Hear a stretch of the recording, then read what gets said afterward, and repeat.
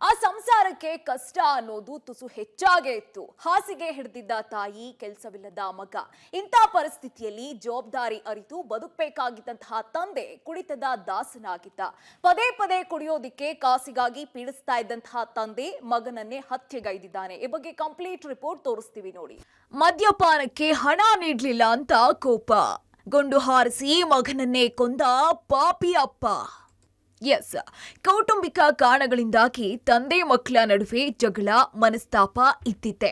ಆದ್ರೆ ಇಲ್ಲೊಬ್ಬ ತಂದೆ ಕುಡಿಯೋದಕ್ಕೆ ಮಗ ದುಡ್ಡು ಕೊಡ್ಲಿಲ್ಲ ಅನ್ನೋ ಸಣ್ಣ ಕಾರಣಕ್ಕೆ ಗುಂಡು ಹಾರಿಸಿ ಮಗನನ್ನೇ ಹತ್ಯೆಗೈದಿದ್ದಾನೆ.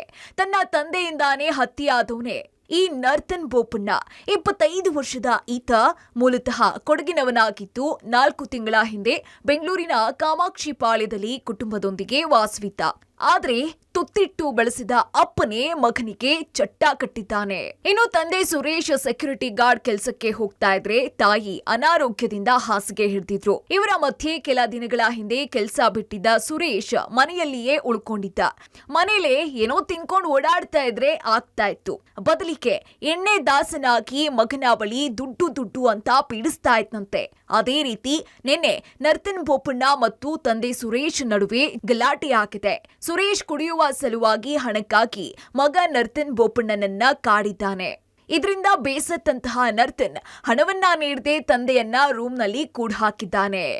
ಒಂದು ಕೂರ್ಗಿ ಫ್ಯಾಮಿಲಿ ಕಾಮಾಕ್ಷಿ ಪಾಳ್ಯ ಲಿಮಿಟ್ಸಲ್ಲಿ ತಂದೆ ಮತ್ತು ಅವ್ರ ತಾಯಿ ಮತ್ತು ಮಗ ಇವ್ರು 3 ಜನ ವಾಸಿಸ್ತಾ ಇರ್ತಾರೆ. ತಂದೆ ಸ್ವಲ್ಪ ಕುಡುಕ ಅಂತ ಹೇಳಿ ಕೆಲಸ ಮಾಡ್ತಾ ಇರಲ್ಲ. ಮೊದಲು ಸೆಕ್ಯೂರಿಟಿ ಗಾರ್ಡ್ ಆಗಿ ಕೆಲಸ ಮಾಡ್ತಾ ಇದ್ರು. ಇತ್ತೀಚಿನ ದಿನಗಳಲ್ಲಿ ಸೆಕ್ಯೂರಿಟಿ ಗಾರ್ಡ್ ಆಗಿ ಕೆಲಸ ಮಾಡೋದನ್ನು ಬಿಟ್ಟಿದ್ರು. ತಂದೆ ಸ್ವಲ್ಪ ಕುಡಿಯೋದು ಜಾಸ್ತಿ ಆಗಿರೋದ್ರಿಂದ ಮಗನಿಗೆ ದುಡ್ಡನ್ನು ಕೇಳ್ತಾರೆ. ಸೊ ಮಗ ಅದು ದುಡ್ಡು ಕೊಡೋದಕ್ಕೆ ನಿರಾಕರಿಸ್ತಾನೆ, ಯಾಕಂದರೆ ಆತನಿಗೆ ಕೆಲಸ ಇರೋದಿಲ್ಲ. ಇನ್ನೊಂದೇನಾಗುತ್ತೆ, ಸ್ವಲ್ಪ ಜಗಳನೂ ಕೂಡ ಆಗುತ್ತೆ ಅಂತ ನಮ್ಮ ಪ್ರಿಲಿಮಿನರಿ ಇನ್ಫಾರ್ಮೇಷನಲ್ಲಿ ಗೊತ್ತಾಗುತ್ತೆ. ಇನ್ನು ಯಾವಾಗ ಹಣ ಕೊಡದೆ ರೂಮ್ನಲ್ಲಿ ಕೂಡ ಹಾಕುದ್ನೋ ಅಷ್ಟಕ್ಕೆ ಕೋಪಗೊಂಡಂತಹ ಸುರೇಶ್ ರೂಮ್ನ ಬಾಗಿಲಿಗೆ ತನ್ನ ಸಿಂಗಲ್ ಬ್ಯಾರರ್ ಗನ್ನಿಂದ ಶೂಟ್ ಮಾಡಿದ್ದಾನೆ ಅಷ್ಟೇ.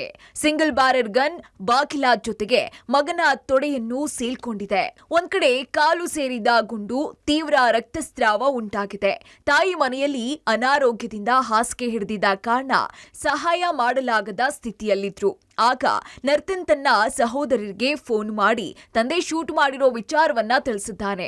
ಆ ಕ್ಷಣ ನರ್ತನ್ ಸಹೋದರಿ ಸಂಬಂಧಿಕರಿಗೆ ಫೋನ್ ಮಾಡಿ ಮನೆಯ ಒಳಗೆ ಹೋಗುವಂತೆ ಸೂಚಿಸಿದ್ದಾರೆ.